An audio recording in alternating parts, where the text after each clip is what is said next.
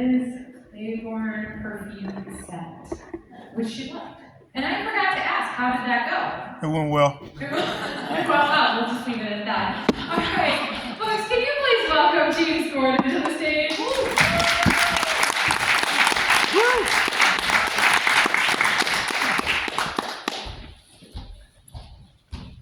Thank you, Kristen. Thank you. Good evening, everybody.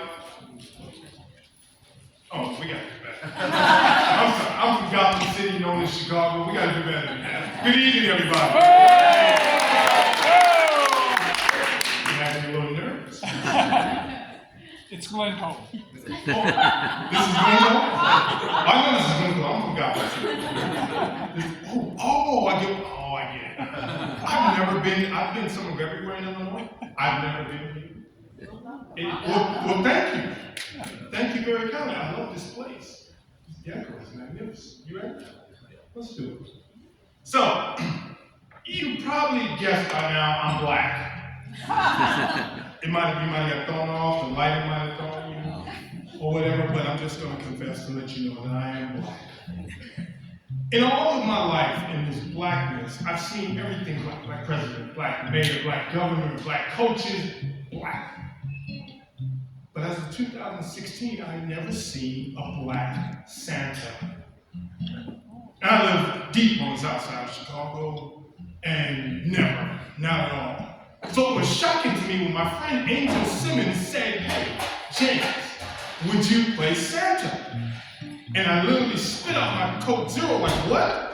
And she said, "Yeah, I need you." And I said, "Oh, this is a play? Because I'm an actor. This is a play or some sort of production or something?" She said, "No, I need you to come to this event in a Santa suit and give out gifts and take pictures with the kids." And I was like, I don't know. And she said, "Please," and it's my friend, so I said, "Sure."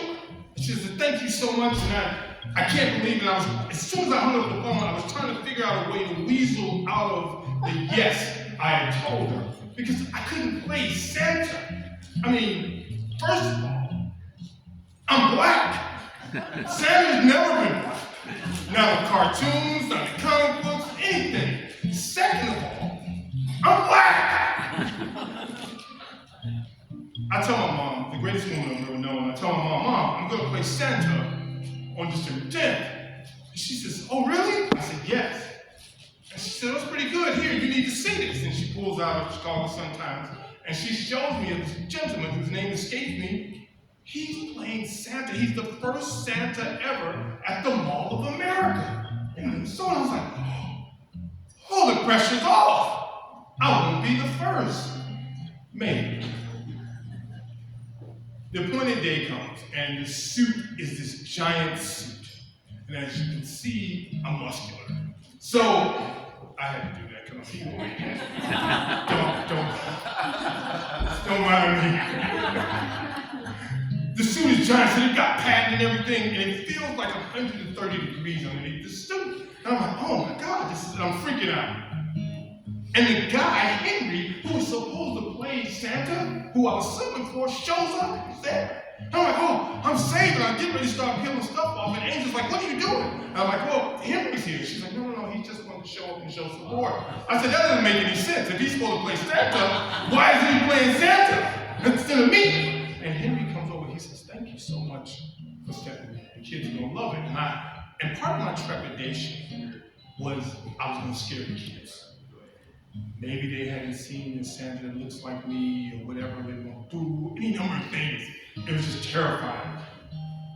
So I hear rumbling on the other side of the curtain. So I go to the curtain and I open up. And if you've ever been to an all-school assembly, not a 7th grade, not an 8th grade, not the juniors or the seniors, the entire school. That's what it looked like in that field house that day. They were still coming. They were like giant ants, just still coming in.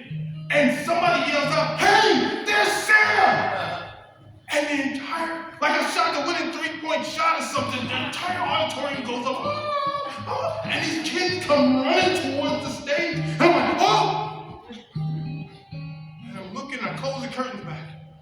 And I'm like, oh my God, this can't be oh, I gotta get out of here. I gotta get out of here. Next thing you know, the comedian, Just Nesh, says, hey, open the curtain. And the curtain just, and the crowd, Santa, Santa, Santa, Santa, Santa.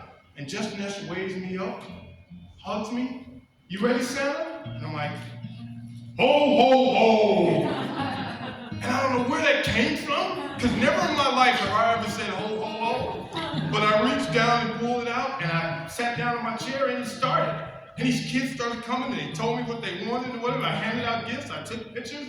There were moms there. They said, you don't look like Santa I remember. You know, Santa's supposed to be a little heavier, what have you. I said, well, you know, I'm the new version of Santa, you know?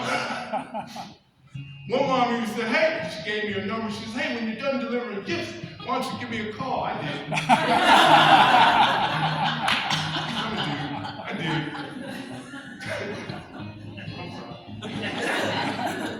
Because I did. And so it's going along really well. I'm like, oh, wow. So one young man comes up, he's got a bow tie on, he's got this sweater, he's looking really sharp. I said, what's your name, man? He says, Matthew.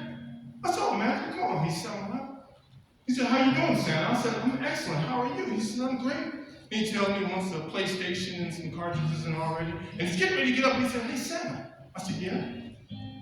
He says, you know you're black? And I'm like, oh my God, it's happening. It's about to happen. This is the moment I am in dread and it's happening. And I said, yeah. He said, no. And he sticks his hand out. He's dark like me. He says, you're black like me. He puts his hand next to my hand. He says, Santa, you're black like me. And his eyes light up.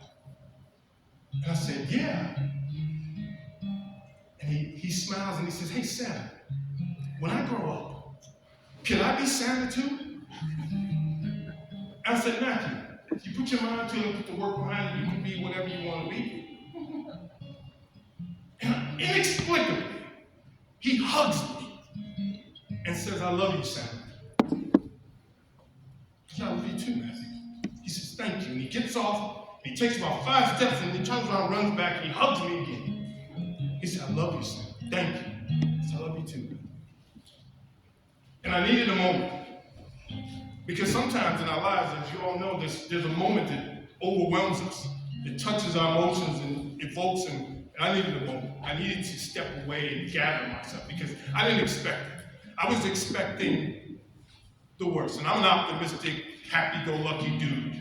I still sing 80s music like it's today. Phil Collins is the greatest of all time to me, if you ask me. Studio stays in rotation. So I'm always walking on sunshine. That's me. But I hadn't gone into this endeavor like that. And I was ashamed for a moment, and then I realized I showed these young people something that they hadn't seen. I represented them in this mythical figure that looked the total antithesis of what I was. And so I composed myself. I went back out and finished it up. Angel came to me after. She said, thank you so much. She hugged me. She said, thank you. Everybody talked about how well you did. And I said, it was a pleasure. She said, would you do it again next year? And I said, sure. On my way out, someone from the Chicago Tribune interviewed me and put my picture in the paper. And not too long after, some lady contacted me and said, hey, I think I saw you in the Tribune. You played Santa? I said, yeah. She said, would you come play Santa at our dinner? Now, she was Italian. I said, man, you know I'm black, right? She said, duh. I went, they had this big spread of food and people, and I was doing all this stuff and passing out gifts. And between Simmons and that, I've done that. I played Santa every year except the COVID year. And then I did that online. Thank you. As we all know, all of us in here have played Santa at some point in time. I'm just glad I got my chance to do it. Thank you.